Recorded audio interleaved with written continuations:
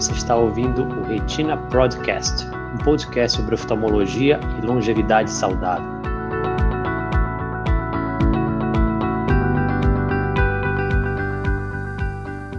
Boa noite a todos. Obrigado mais uma vez por estarem aqui na nossa live de quarta-feira. Hoje nós temos um assunto muito interessante, que é a degeneração macular relacionada à idade. E eu sou a doutora Thaís Mendes, da equipe da Retina Pro, especialista em retina e vítreo.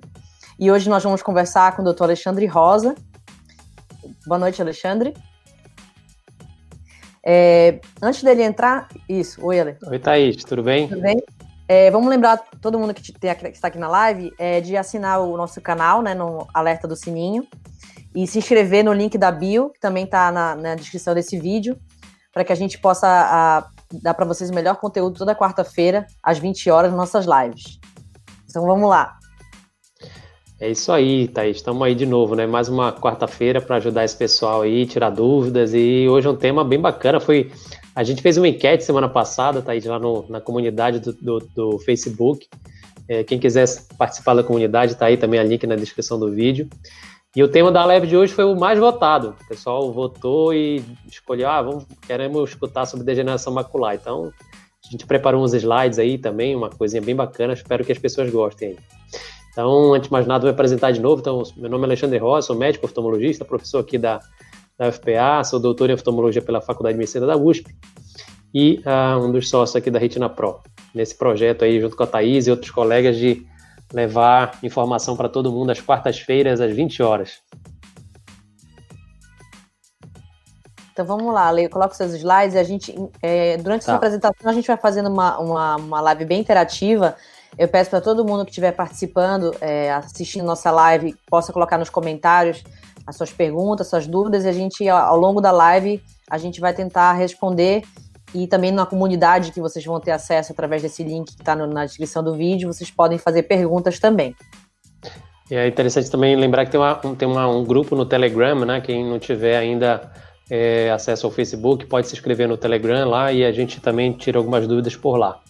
Então, Thaís, eu vou ter alguns slides. Então, o tema da live de hoje é 5 coisas que você precisa saber sobre degeneração de mácula, né? Então, a gente vai falar 5 coisinhas que são extremamente importantes toda pessoa saber sobre essa doença, que é uma doença extremamente importante na faixa etária de mais idade, né?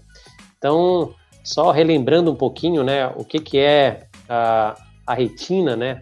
Então, a gente, quando observa o mundo, né, quando a gente observa todas essas imagens que a gente está vendo aqui, a gente está enxergando todas essas paisagens, todas essas cenas com essa parte de dentro dos nossos olhos chamada retina, né? A retina, ela fica na parte interna do olho, ela não é visível a olho nu, então ela fica por trás aqui dessa parte do olho, né? A gente vê aqui os raios luminosos chegando lá na retina, atravessando a córnea, o humor aquoso, aqui a lente, né, o cristalino que vai dar a catarata, atravessa o humor vítreo e a gente vê a retina aí cobrindo toda a parte posterior do olho, e se continua com o nervo óptico que leva essas imagens até o sistema nervoso central, né? Então a retina a gente compara como se fosse uma câmera fotográfica, né? E a gente tem nessa câmera fotográfica, né, a parte do filme e a parte das lentes. Então, a retina seria a parte do filme fotográfico. Então, para o pessoal mais novo, né, é o sensor da câmera, onde a imagem se forma, né? Então, é isso que é a retina. E o centro da retina a gente chama de mácula.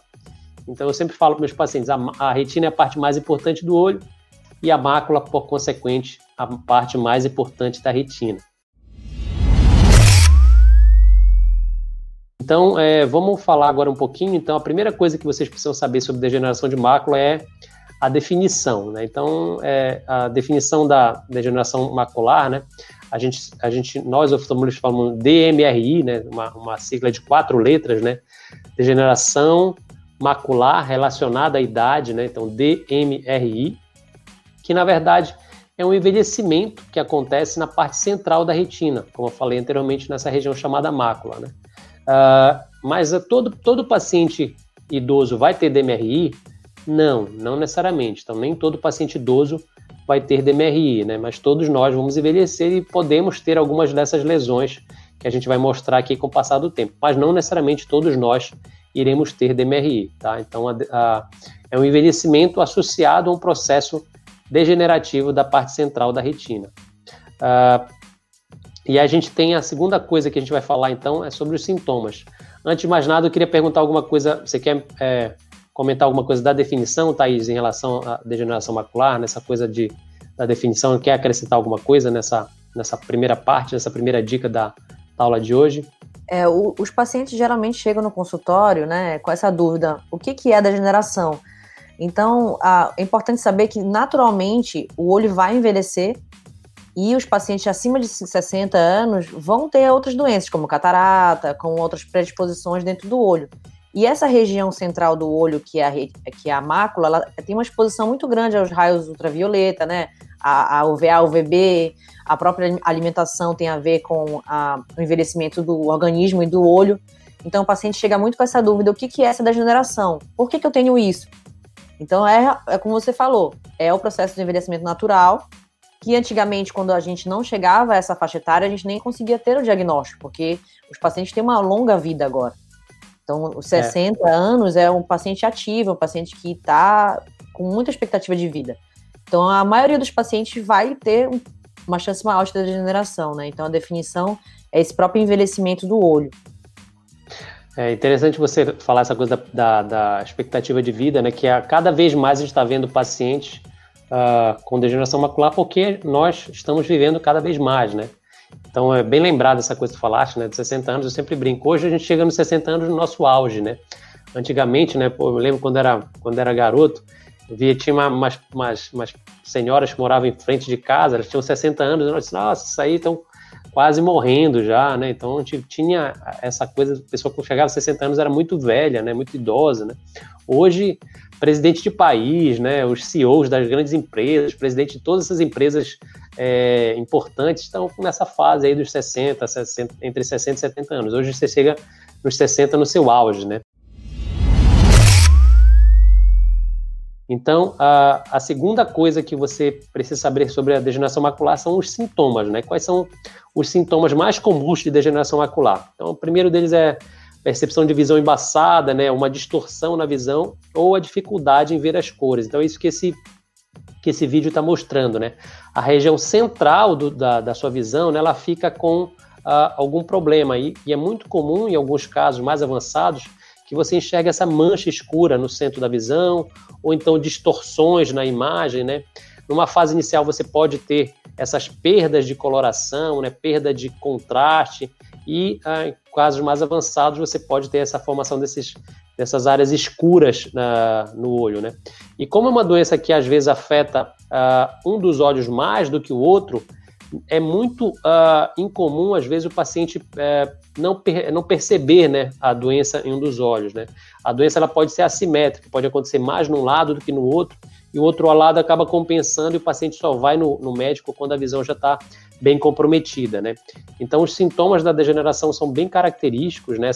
Esse embaçamento da visão central, uma distorção que pode acontecer também, o paciente enxerga as linhas curvas ou as linhas distorcidas, e em casos mais iniciais também a dificuldade em perceber cores e o contraste das coisas. Thaís, você quer comentar alguma coisa sobre essa segunda coisa, sobre os sintomas, sobre essa segunda dica? Sim, essa parte é muito importante a ler, porque acontece o seguinte, por exemplo, glaucoma, o paciente não tem sintomas, a catarata tem que estar muito mais avançado para o paciente perceber que tem catarata. Já a degeneração, mesmo nas fases iniciais, ela pode dar um sintoma muito fácil de o paciente perceber, porque ele afeta a visão central. Então, muitos pacientes chegam no consultório e falam assim, doutora, de uma hora para outra, eu fiquei com dificuldade de ler. E aí, quando eu vou ler à noite, com menos luz, às vezes uma letra falha, uma palavrinha está embaçada no centro, ou eu começo a pular, né, a frase. Então, às vezes é uma mudança sutil, mas o paciente percebe logo, porque é na visão central. Então, eu sempre costumo falar para os pacientes que eles mesmos vão dizer para a gente em que estágio está a doença, né? Porque eles já vão chegar com um sintoma bem definido. O paciente sabe aonde é que está o problema. Ele geralmente fala assim, olha, é no centro da minha visão, às vezes eu olho para o rosto da minha filha e já não vejo o nariz com tanta nitidez. Então, o paciente já chega no consultório com aquele sintoma específico, né? Que a gente até pensa logo em degeneração. quando ele entra no consultório. Perfeito. Teve um paciente uma vez que fez uma descrição que eu achei bem bacana. Ele disse: doutor, eu consigo enxergar a floresta, mas não consigo enxergar a árvore. Né? Então, aquela coisa... É uma metáfora bem bacana, né? Ele conseguia ver o todo, né? Conseguia ver a imagem, mas não conseguia ver a nitidez dos detalhes, né? Então, interessante. E aí, uma coisa interessante também, além de falar, é que o paciente muitas vezes confunde o sintoma de moscas volantes com o sintoma da DMRI. Então, aquelas mosquinhas, aquelas manchinhas na visão que vão de um lado para o outro, principalmente quando está lendo, numa parede branca ou no computador, não está relacionado à degeneração, é outra doença, né? Que na verdade muitas vezes é constitucional, é do próprio olho. Então, às vezes, o paciente fica com essa dúvida: eu tenho as moscas volantes, eu estou com degeneração? E na realidade é outra coisa, né? Que é importante falar. E a gente tem duas formas da degeneração, né? Uma forma que a gente chama forma seca, né? Degeneração macular forma seca, que é responsável por 90% dos casos, né? Esses casos da forma seca, a gente tem a presença de um acúmulo de uma substância dentro do olho, que a gente chama de drusas. Essas drusas, elas acontecem que elas... eu sempre explico para o paciente de uma forma simples, é como se fossem acúmulos de lixo, né, embaixo da retina, que formam essas placas amareladas dentro do olho, né, que com o passar do tempo elas podem levar ao envelhecimento maior, né, e ao sofrimento da retina em si, né? Então, a degeneração macular, ela se caracteriza pela formação dessas drusas, né? Que correspondem a esses produtos do metabolismo, né? Produtos que são fabricados pelo próprio metabolismo da retina, que deveriam ter sido jogados para fora e acabam se acumulando ali naquela região central do olho. E a gente tem a forma seca e a gente tem a forma úmida ou molhada, né? A forma molhada da degeneração, você tem uma progressão, em alguns casos ela progride a partir da forma úmida. Felizmente ela é uma forma que acontece apenas 10% dos casos, e aí você tem esses vasinhos que vêm ali por baixo da retina e crescem para o interior da retina, podendo causar sangramento. E aí sim, esse paciente, quando tem esses sangramentos, né, quando tem a presença por isso que chama molhada, né, porque molha de sangue ou de inchaço, esse paciente queixa de uma perda visual súbita, perda de uma perda de visão central, de uma forma geralmente muito abrupta e muito rápida, né? O paciente percebe rapidamente que tem alguma coisa diferente acontecendo. Thaís, você quer comentar essa questão das formas? É importante. Eu sempre, assim, uma maneira mais fácil que eu tento explicar para o paciente que tem a degeneração, por exemplo, forma seca, né? Que a forma vamos dizer assim, mais simples no início, mas que realmente na fase avançada ela pode também levar à perda de visão central. Mas é a forma mais comum, quer dizer, a mais comum, que não vai levar a uma perda de visão. Mas o que acontece? Eu falo para o paciente assim, geralmente o sintoma que o paciente vai ter na degeneração seca, ele vai ter uma distorção da imagem, mas ele consegue fazer as atividades dele normais, né? Então, o que importa mais nessa degeneração seca é o paciente saber que tem aqueles depósitos no fundo do olho que devem ser acompanhados, a gente vai falar mais pra frente do diagnóstico e acompanhamento, mas que ele não vai, na maioria dos casos, não vai evoluir para a forma úmida, que eu costumo dizer assim, que a forma úmida é como se fosse uma ferida na retina, que é mais fácil de entender. Essa ferida na retina cria um vaso que não deveria estar ali, e esse vaso causa um vazamento, muitas vezes uma hemorragia, e o tratamento que a gente vai falar mais pra frente vai tentar diminuir isso. Então, ele sabendo que tem uma ferida ali dentro da retina que precisa de um tratamento e acompanhamento de perto, dá para ele entender de uma forma mais fácil e levar o tratamento a sério, né? Acompanhamento. Acho que isso é talvez uma coisa super importante, né? A gente vai falar um pouquinho da parte de prognóstico, essa questão do acompanhamento, talvez seja a coisa mais importante para a gente falar na live de hoje, né, que o paciente precisa de um acompanhamento muito de perto do médico especialista em retina para evitar que a doença progrida, né? Então, a quarta coisa que a gente vai falar sobre a degeneração macular na live de hoje é sobre o diagnóstico, né? Então, como é que a gente faz o diagnóstico? Acho que não é a quarta, é a terceira. Como é que a gente faz o diagnóstico de degeneração macular? O diagnóstico é feito através de alguns exames específicos, né?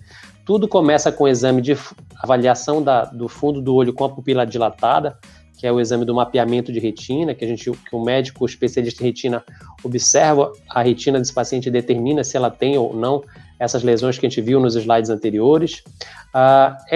Pode ser que o médico peça esses exames complementares que ajudam a determinar se o paciente tem a forma seca ou a forma úmida ou barra molhada, né? Eles ajudam nesse diagnóstico, né? Um exame chamado angiofluorescinografia, que é aquele exame de contraste, né? A maioria dos locais se faz o contraste endovenoso, que pega uma veia do braço e injeta esse corante. Lá na clínica a gente tem a possibilidade de fazer o corante via oral, então não precisa tomar injeção. A tomografia da retina é um exame também muito importante para determinar qual é o padrão, qual é o tipo de degeneração que o paciente tem, se é forma seca ou se é forma molhada. E um exame, eu diria, razoavelmente recente, né, de alguns anos para cá, que é a autofluorescência. A autofluorescência é um exame que tira uma fotografia especial do seu olho e consegue determinar pontos de sofrimento, pontos onde a retina desse paciente está em sofrimento.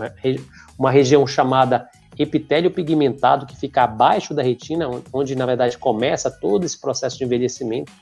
Ele mostra nesse exame se ele tem um envelhecimento maior ou menor em determinadas áreas, isso vai te chamar a atenção. E é um exame muito importante nos casos de degeneração macular forma seca.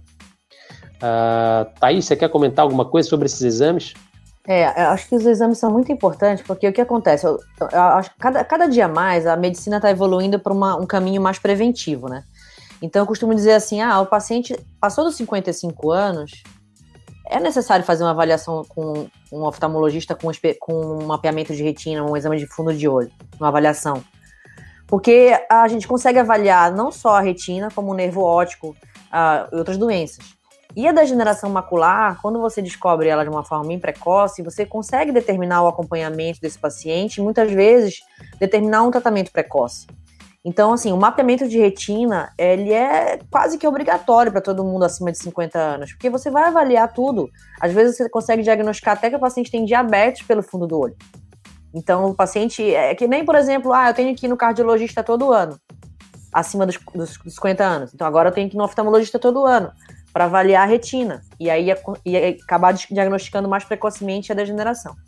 Em relação à angiofluorescinografia, é um exame bem antigo dentro da oftalmologia, mas que ele ajuda muito no diagnóstico do paciente com DMRI, porque ele consegue achar, por exemplo, pontos de vazamento que muitas vezes na tomografia a gente não consegue ver, dependendo do tipo de tomografia, né? A gente sabe que hoje em dia a tomografia tem dois tipos, uma tomografia mais simples que avalia só as camadas da retina, e o OCT, a tomografia com angiography, né, que é a OCTA, que a gente consegue fazer lá na clínica, graças a Deus, né?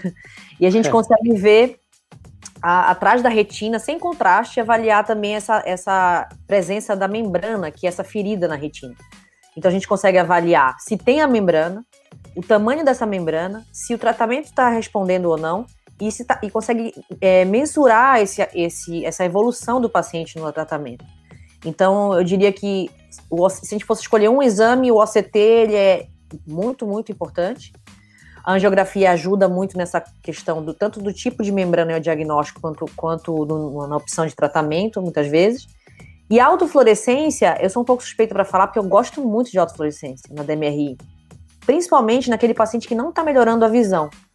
Às vezes a gente fica muito preocupado, assim, eu estou fazendo o tratamento correto, todo mês eu faço tratamento com uma medicação dentro do olho, está melhorando anatomicamente, o paciente não está melhorando a visão.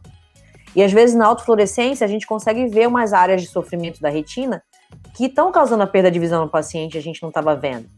Então aí você consegue, ao longo do tempo, dizer para o paciente assim, olha, essas áreas da retina estão sofrendo. Pode ser que daqui a um tempo essa área piore um pouco se a gente não fizer nada.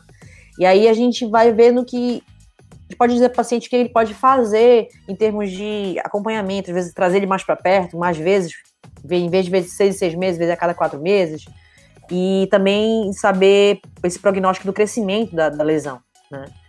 Então a autofluorescência eu gosto muito, e também para avaliar o olho contralateral. Muitas vezes Legal. A gente está tratando um olho e a gente faz o exame no olho que não tem muitas alterações, mas que consegue ver precocemente alterações que não via também. Então, assim, a retina de hoje em dia, ela é muito imagem, né? Então, é um exame, é uma doença que precisa de uma avaliação multimodal, multi-exames, né? Para que a gente possa dizer para o paciente assim, olha, a sua doença está nessa fase, o melhor tratamento é esse, o melhor acompanhamento é esse. E aí você acaba fazendo um acompanhamento, um tratamento personalizado, né, da doença, que eu acho que é muito mais importante do que só tratar. Perfeito, legal, Thaís.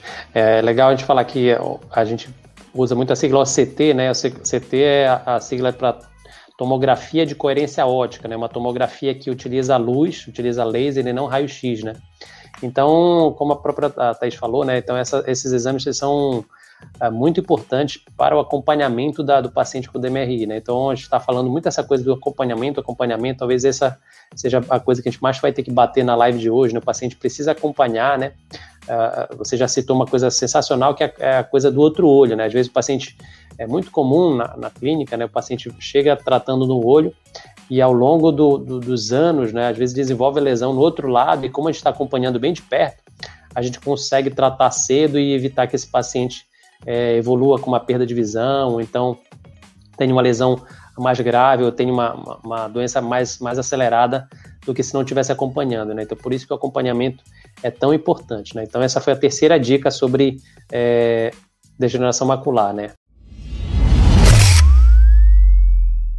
Agora sim a gente vai falar sobre a quarta coisa que vocês precisam saber sobre degeneração macular, né? Então, a gente vai falar sobre o tratamento, né? As formas de tratamento. Hoje, a forma seca, com essas drugas, a gente praticamente não tem um tratamento tão eficaz para a forma seca da doença, né? A gente precisa fazer o controle da doença, o controle periódico, né? Com acompanhamento periódico a cada 2, 3, 4 meses no máximo. Esse paciente tem que ficar vindo no consultório. E a gente lança a mão de vitaminas, né? De antioxidantes, né? O que esses antioxidantes fazem? Eles impedem que a gente forme aquele lixinho lá. Ele diminui a quantidade de lixo que vai se formando na retina, né?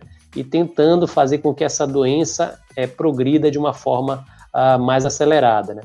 Já a forma úmida, né, que a gente mostrou, que tem aquele sangramento, que esse exemplo que a Thaís deu foi bem bacana, sobre as feridinhas, né, que tem na retina, com aqueles vasos, ela é tratada com as injeções intraoculares de remédio, né? São os remédios que são colocados dentro do olho através das injeções intraoculares de medicamentos. Os medicamentos são colocados dentro do olho.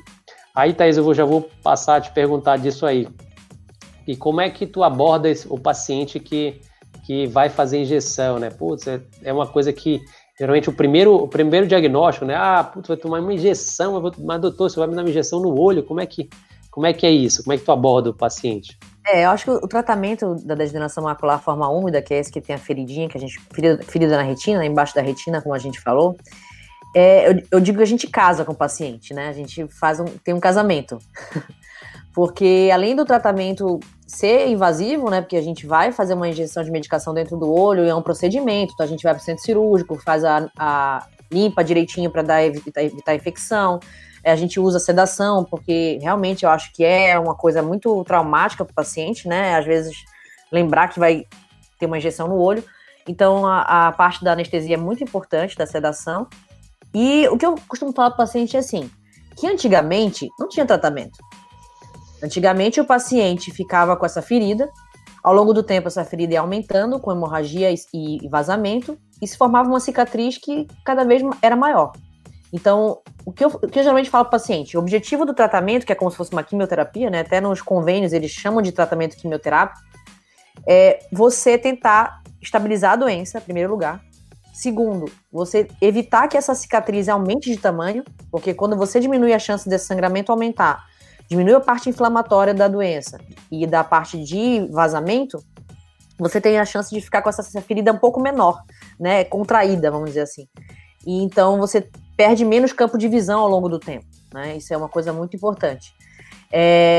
A gente costuma fazer esse tratamento as primeiras 3 doses, então 3 meses, um mês atrás do outro, né, são 3 meses consecutivos, e ao longo do tempo a gente vai tentando espaçar essas injeções para paciente da melhor maneira, porque realmente não tem como a gente parar totalmente as injeções em alguns casos, mas pelo menos trazer uma qualidade de vida para o paciente, porque é muito importante a qualidade de vida. E em relação aos antioxidantes que você comentou, O estudo AREDS, que é muito famoso, que começou a falar sobre essa utilização dos antioxidantes como a zeaxantina e a luteína, e entre outras coisas como o zinco, de uso oral, né? Elas são importantes mais nos casos em que o paciente já tem um histórico da ferida nos olhos, né? Então, eles acreditam que é mais benéfico para quando o paciente no outro olho já teve alguma doença mais avançada, para evitar que o outro olho evolua tanto. Não é obrigatório a utilização desses antioxidantes. Então, se o paciente já usa, eu costumo deixar o paciente usando, porque ele já começou a usar na época que era indicado, né?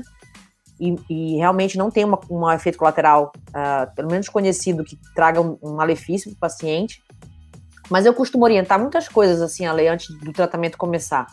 Primeiro, mudança de estilo de vida. A gente sabe que proteção do olho contra o sol é muito importante, porque o raio UVA UVB, além de dar catarata, piora a degeneração. Então, se o paciente já tem uma predisposição a ter, se ele continuar se expondo ao sol sem proteção, ele vai piorar. Principalmente o olho que não está tão evoluído. Segundo, alimentação. A gente acha que não, mas a alimentação é muito importante. Então, já foi comprovado que a obesidade pode aumentar a chance da DMRI.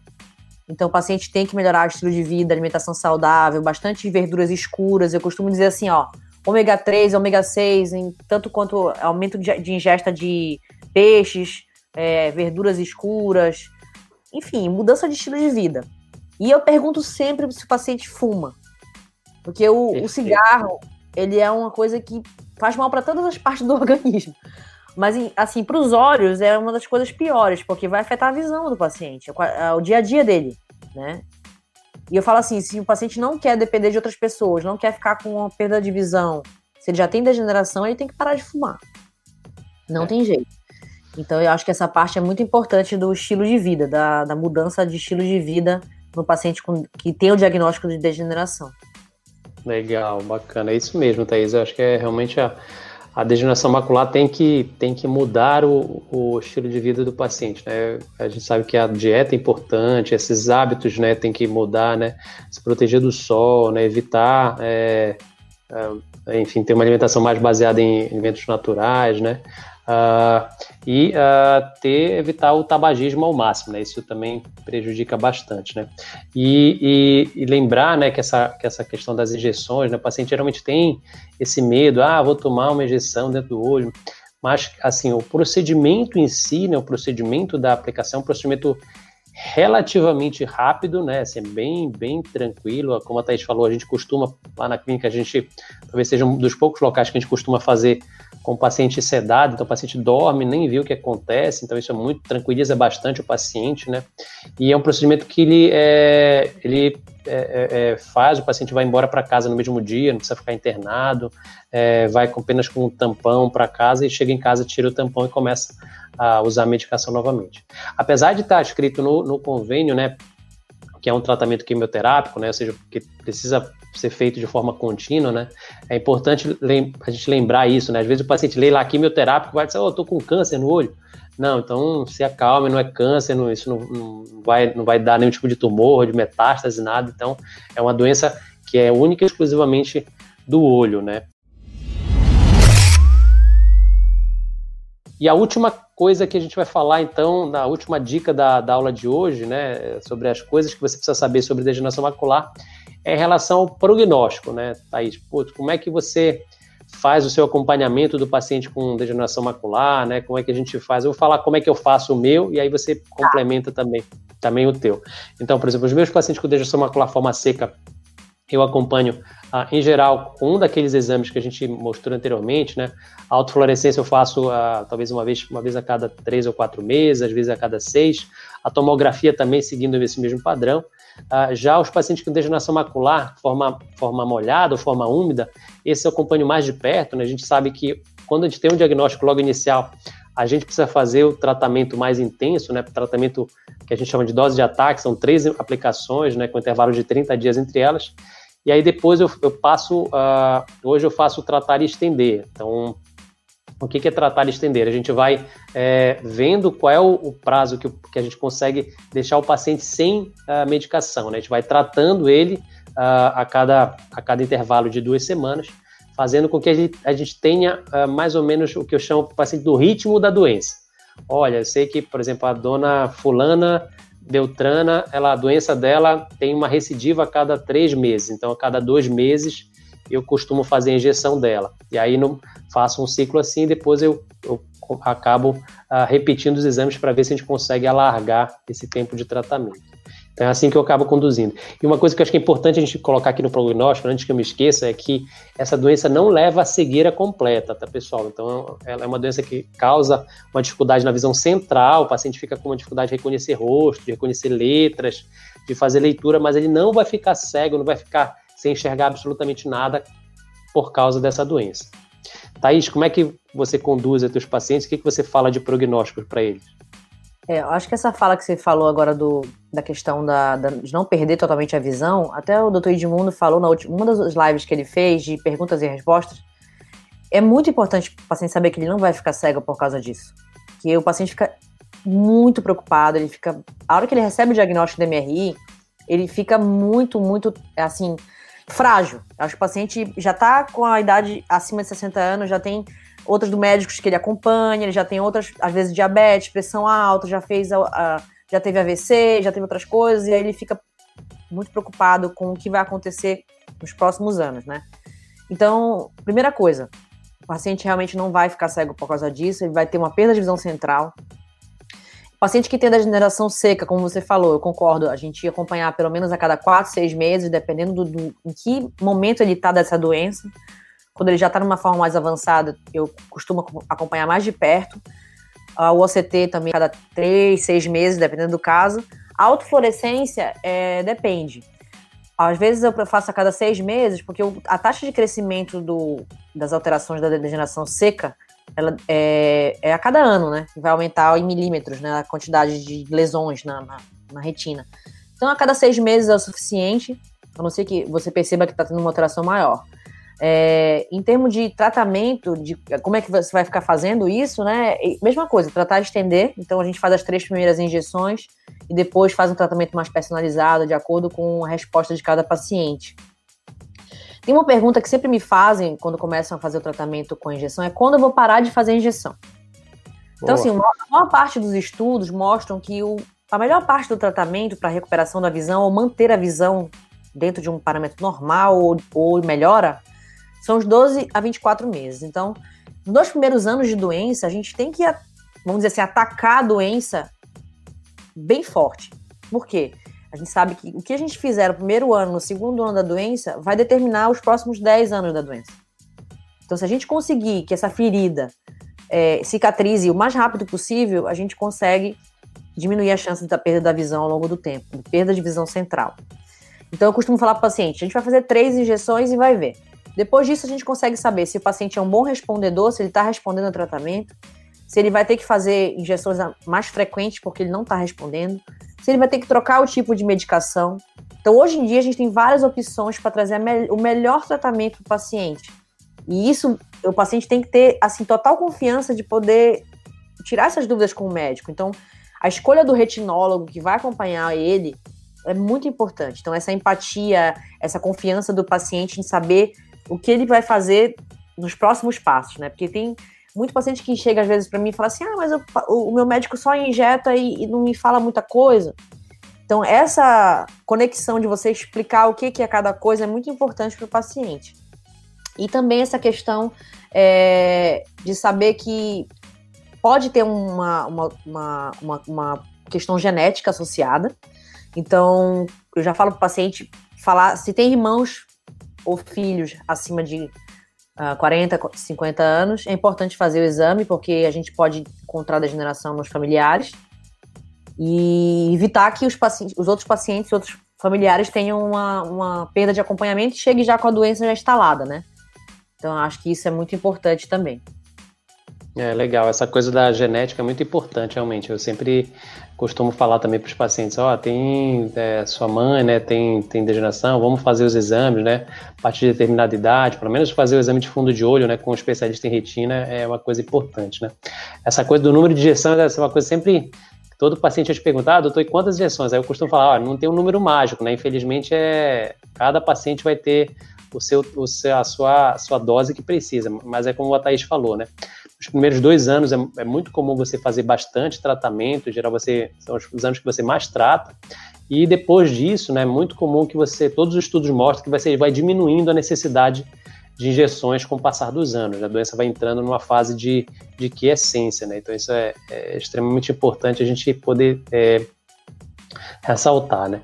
E mais uma vez a gente só vai conseguir saber isso se a gente fizer o acompanhamento, né? Então, tá aí, volta sempre para aquela palavra que eu estou batendo aqui desde o início, né? Acompanhamento, isso é uma coisa extremamente importante da gente ter nos nossos pacientes com degeneração de mácula, né?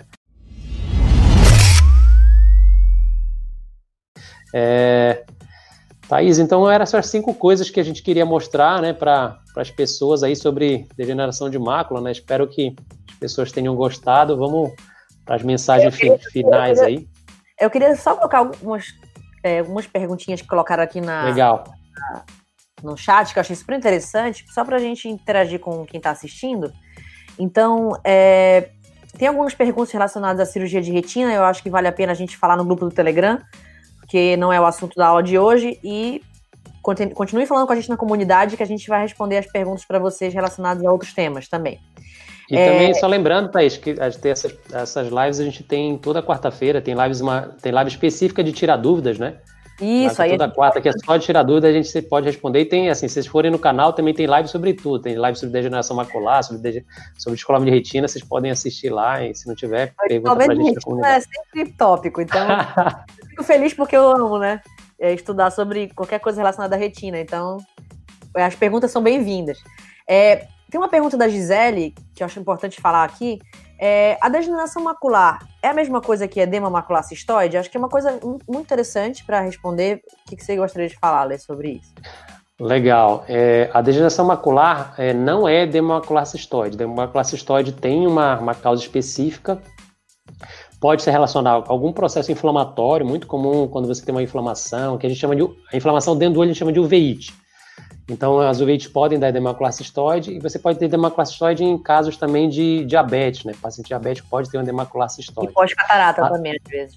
Pós-catarata também, né? Então, são coisas distintas, tá? Então, a degeneração macular é uma coisa que acontece por causa da idade, geralmente muito comum em mulheres após 60, 65 anos, geralmente brancas de olho claro. Isso é um perfil bem característico da degeneração macular, né? Já a edema macular cistoide não tem tanto esse perfil. Tem uma pergunta do Sérgio que eu achei interessante. Boa noite. Gostaria de saber se a utilização constante de dispositivos eletrônicos pode acelerar o processo de degeneração macular? Essa é pegadinha, Alex. Essa é pegadinha, né? Olha, Sérgio, não tem nenhum indício, não tem nenhum trabalho mostrando que isso afete diretamente a degeneração macular, né? Mas o ideal é que você evite o excesso, porque o excesso causa o que a gente chama de síndrome da visão do computador, né? Você vai ter mais cansaço, vai ter mais dificuldade em fazer uma leitura prolongada, tá? Mas não olho seco, ressecamento, né? Isso acontece muito mais quem usa esses dispositivos. Agora é legal, só já que teve esse gancho, né? Falar que a gente teve uma live super bacana com a doutora Luciana falando da importância desses dispositivos para as crianças, né? Então, uma live bem bacana que a gente teve sobre o uso de telas em crianças. Vale a pena conferir. Quem ainda não conferiu, assista, que é uma live bem campeã que a gente tem. A Olga perguntou sobre os suplementos, a gente também já falou, né, que na verdade não é que evite, mas ajuda talvez a não progressão da doença em casos já avançados, que tem alteração no outro olho. A Gisele perguntou novamente sobre a questão da idade, tem a parte genética, não tem como, às vezes, pacientes mais jovens podem ter a degeneração, mesmo não sendo acima de 50 anos, alguns casos raros acontecem, mas relacionados à genética. E aí, acho que é uma coisa interessante de colocar aqui, cadê essa pergunta aqui? Tá. A da Sandra.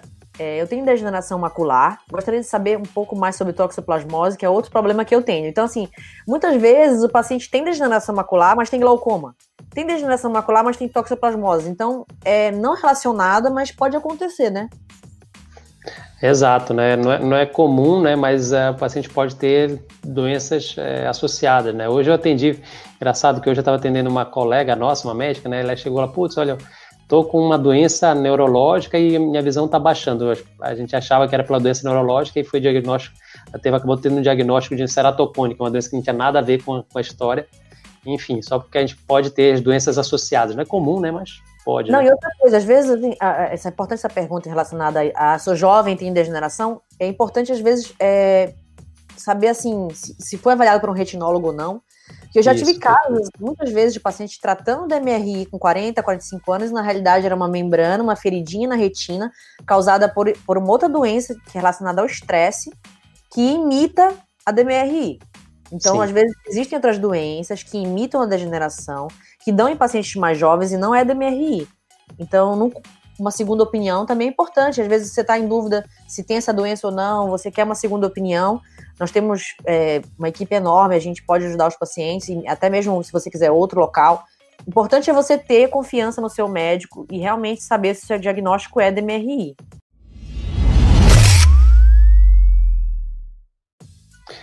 Perfeito, legal, Thaís, acho que é isso. Então, chegamos aqui nos 40 minutos, né? A live ficou bem bacana, ficou um conteúdo bem bacana. Já perguntaram aqui, a Nara perguntou se a live vai ficar gravada, disponível no canal. Vamos dar as dicas finais, Thaís? Tuas dicas finais aí. Eu dou a minha e depois tu encerra. As dicas finais relacionadas à MRI, a primeira, faça exame periódico, se você tiver acima de 40, 45 anos, faça exame periódico do olho, incluindo a avaliação do fundo de olho. Segundo lugar, se você tem histórico na família de alguém com DMRI, também faça esse acompanhamento.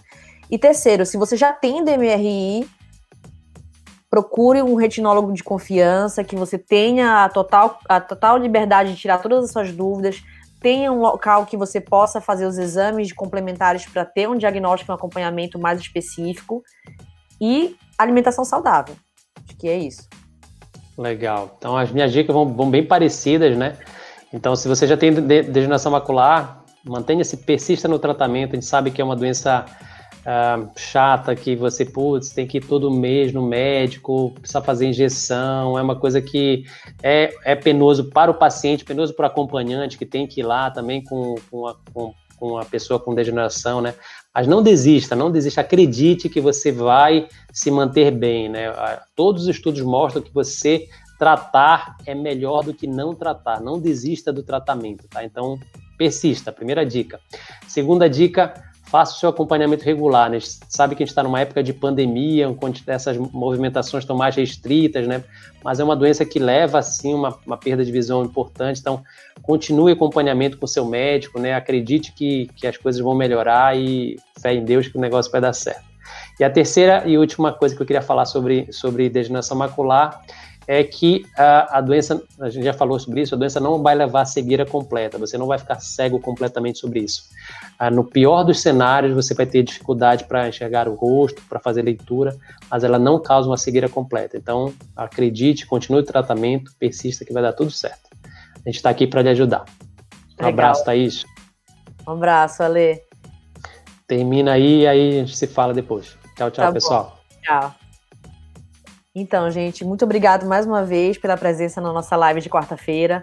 Lembrem-se que toda quarta-feira, às 20 horas, a gente está aqui no canal do YouTube, no Facebook, fazendo nossa live, muitas vezes sobre perguntas e respostas dentro do assunto de oftalmologia, muitas vezes convidados que a gente traz para falar diversos temas aqui para vocês, e como a aula de hoje sobre degeneração, que foi bem elucidante para todos os pacientes e todas as pessoas que estão assistindo ao nosso canal. Lembrem que aqui na descrição do vídeo tem o link para o canal do Telegram e também se inscrevam nesse canal do YouTube para serem avisados da nossa live na quarta-feira. Aqui tem um sininho que vocês podem ativar e vocês vão ser avisados com mais frequência no seu celular ou no tablet, tá bom? Então, muito obrigado mais uma vez a todos e a gente se vê na próxima quarta.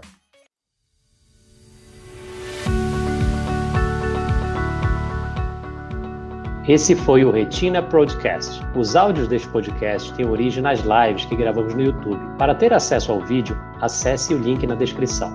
Para participar e enviar suas perguntas, assista a nossas lives toda quarta-feira às 20 horas. Até o próximo episódio.